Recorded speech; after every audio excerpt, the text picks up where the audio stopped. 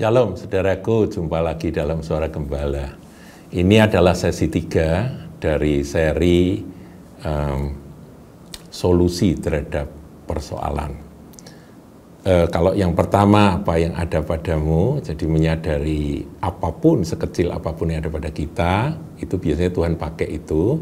Kemudian yang kedua, kita mulai bergerak dengan iman, yaitu mengukur iman.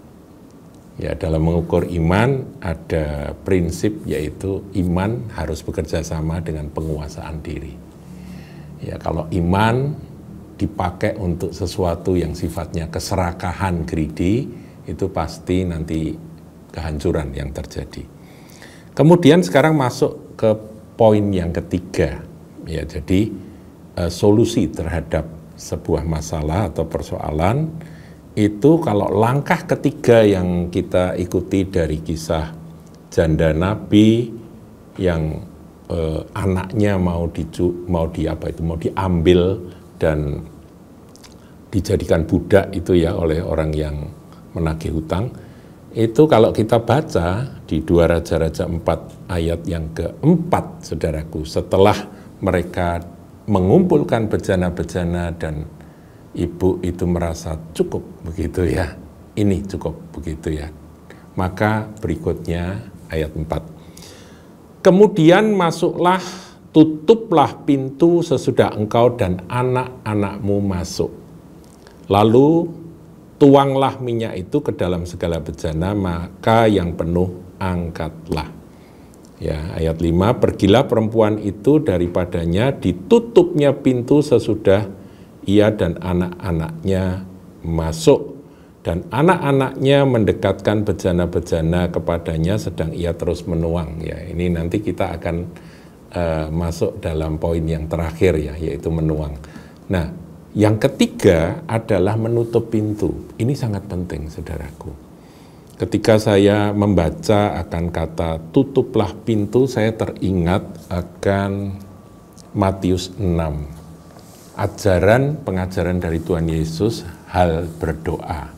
Saya akan bacakan ya, saudaraku ya. Matius 6 ayat yang ke-6. Tetapi jika engkau berdoa, masuklah ke dalam kamarmu, tutuplah pintu dan berdoalah kepada Bapamu yang ada di tempat tersembunyi. Maka Bapamu yang melihat yang tersembunyi akan membalasnya kepadamu. Saudaraku, menutup pintu itu saya tafsirkan berdoa. Berdoa yang tidak tidak doa bisik-bisik. Tahu ya doa bisik-bisik, saudaraku ya. Dia berdoa supaya orang mendengar bahwa dia sedang bermasalah. Saya sering dengar yang begitu. Ada orang dalam sebuah persekutuan berdoa, tapi sebetulnya dia nggak ngomong sama Tuhan. Dia ngomongnya sama teman-teman persekutuan. Dia ngomongnya begini, Tuhan, engkau tahu segala sesuatu, bahwa hambamu ini sedang dikejar-kejar hutang. Hambamu ini membutuhkan akan jalan keluar daripadamu. Aku hanya percaya kepadamu dan engkau satu-satunya Tuhan yang dapat menolong. Tuhan, utangku 10 juta bagaimana? Besok aku akan didatangi oleh debt collector. Aku bingung, Tuhan. Nah, dia teriak-teriak, temannya yang mendengar, saudaraku. Karena dia sebetulnya berdoa, tapi supaya didengar oleh teman-temannya, kemudian teman-temannya kasihan dan membantu dia, kan begitu. Nah, makanya firman Tuhan Yesus ini katakan ayat 5-nya ya, saudaraku ya. Dan apabila kamu berdoa, janganlah berdoa seperti orang munafik. Mereka suka mengucapkan doanya dengan berdiri dalam rumah-rumah ibadat dan pada tikungan-tikungan jalan raya supaya mereka dilihat, saya tambahi, dan didengar orang doanya. Aku berkata kepadamu, sesungguhnya mereka sudah mendapat upahnya. Sudah nggak dapat apa-apa yang dari Tuhan. Ayat 6, tetapi jika engkau berdoa, masuklah ke dalam kamarmu, tutuplah pintu dan berdoalah kepada Bapamu yang ada di tempat tersembunyi, which is in secret. Jadi benar-benar kalau urusan sama Tuhan ya sudah, harapan kepada manusia itu saudara tutup.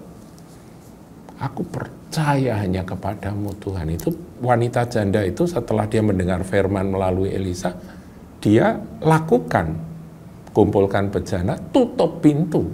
Sudah. Saya menafsirkan inilah doa.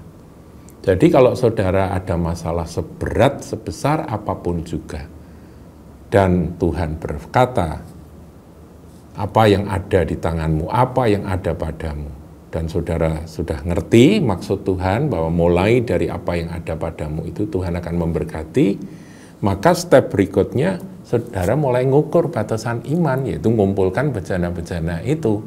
Sudah cukup, ini aja aku akan memulai, setelah itu sembahyang. Tuhan, kalau engkau tidak memberkati, mujizat ini nggak akan terjadi. Tutup pintu. Paham ya saudaraku ya? Jadi dalam kisah janda Nabi yang menerima mujizat buli-buli minyak itu, yang akhirnya mengalirkan minyak itu, step-stepnya seperti ini saudaraku. Menyadari, mengetahui apa yang ada pada kita, mengukur batasan iman, ya iman jangan disalahartikan dengan keserakahan, ya iman itu harus ada penguasaan diri. Kalau iman plus greedy plus keserakahan pasti kehancuran. Kemudian menutup pintu, ini berdoa, saudara, berserulah kepada Tuhan yang di tempat tersembunyi. Udah masuk ke sana, ngadep Tuhan, nangis sama Tuhan. Hanya Engkau yang bisa bikin ini berhasil Tuhan. Mujizat ini akan terjadi ketika aku masuk dalam tempat rahasiamu. Maka Bapamu yang melihat yang tersembunyi akan membalasnya kepadamu. Tuhan menghargai orang yang betul-betul berdoa hanya kepada dia, berharap kepada dia, bukan doa yang seperti tadi, doa orang munafik tadi, seperti yang saya contohkan tadi, berdoa supaya didengar oleh orang di sekelilingnya. Ya. Itu saudaraku ya. Nah, sampai di sini, pray to your Father which is in secret. Kemudian, that your Father shall reward you openly. Nah, itu menarik kalau dalam bahasa Inggrisnya dikatakan, Bapamu yang melihat yang tersembunyi akan membalasnya kepadamu secara terbuka. Jadi, kalau ada orang diberkati Tuhan, dia buka warung kecil, sederhana tapi larisnya luar biasa, itu karena Tuhan memberkati. Mengapa Tuhan memberkati?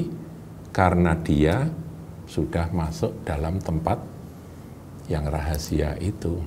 Dia berharap Tuhanlah yang akan membuat mujizat.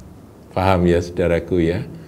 Jadi step-step ini Anda dapat tiru, Anda dapat lakukan. Tuhan Yesus memberkati.